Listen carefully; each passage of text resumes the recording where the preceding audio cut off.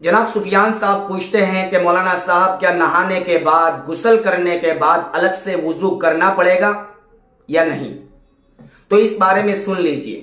ترمذی شریف کی روایت ہے، جلد نمبر 1 صفحہ نمبر 30، ماں عائشہ صدیقہ رضی اللہ تعالیٰ عنہ فرماتی ہیں، کان النبی صلی اللہ علیہ وسلم لا یتودع بعد الغسل، اللہ کے نبی صلی اللہ علیہ وسلم غسل کے بعد وضو نہیں کرتے تھے، وضو کو نہیں دہراتے تھے۔ غسل کے اندر غسل کرنے سے پہلے وضو کرنا یہ سنت ہے۔ اگر کسی نے اس وقت وضو کر لیا پھر اس نے غسل کیا تو اس وضو کے ذریعے سے وہ انسان نماز بھی پڑھ سکتا ہے، قرآن کی تلاوت بھی کر سکتا ہے، سب کچھ کر سکتا ہے، یہ اس صورت میں جب اس نے وضو کیا۔ لیکن اگر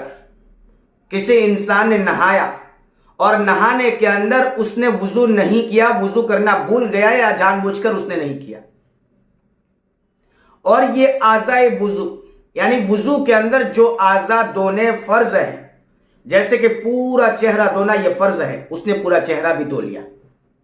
دونوں ہاتھ کوہنیوں تک دھونا یہ فرض ہے وضو میں، تو دونوں ہاتھ بھی اس نے دھو لیے، اس نے اپنے سر کے اوپر ہاتھ بھی پھیر لیا پانی ڈالتے ہوئے، اور اس نے اپنے پاؤں ٹخنوں سمیت دھو لیے، تو اس کا وضو ہو گیا، اس کو الگ سے وضو کرنے کی ضرورت نہیں ہے۔ وہ وضو جو غسل سے پہلے کیا جاتا ہے وہ تو سنت ہے، کر لینا چاہیے، لیکن اگر کسی نے نہیں کیا پھر بھی نہانے کے اندر اس نے یہ اعضاء دھو لیے جس ترتیب سے میں نے آپ کو بتایا، تو وہ انسان اس نہانے کے بعد الگ سے اس کو وضو کرنے کی ضرورت نہیں ہے، چاہے اس نے نیت کی ہو یا نہ کی ہو۔ بعض لوگوں کا ایسا ماننا ہوتا ہے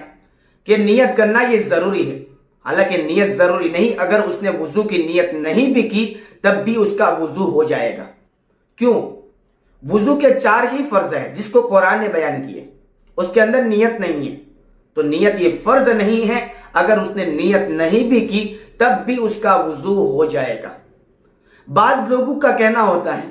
کہ ننگے پن کی حالت میں اگر کوئی انسان نہایا، پہلے تو اس طریقے سے نہانا نہیں چاہیے، سطر چھپا لینا چاہیے اور کم از کم شرمگاہ چھپا کر نہانا چاہیے، لیکن اگر کسی نے ننگے پن کی حالت میں غسل کیا تب بھی وہ، بعض لوگ سوچتے ہیں کہ اس کا وضو نہیں ہوگا، تب بھی اس کا وضو ہو جائے گا، اور اس وضو سے وہ نماز پڑھ سکتا ہے، قرآن کی تلاوت بھی کر سکتا ہے، ساری عبادت کر سکتا ہے، اس کو الگ سے وضو کرنے کی ضرورت نہیں ہے۔ یہ مسئلہ جو میں نے آپ کے سامنے بیان کیا کتاب المسائل کے اندر موجود ہے، آپ وہاں سے بھی دیکھ سکتے ہیں۔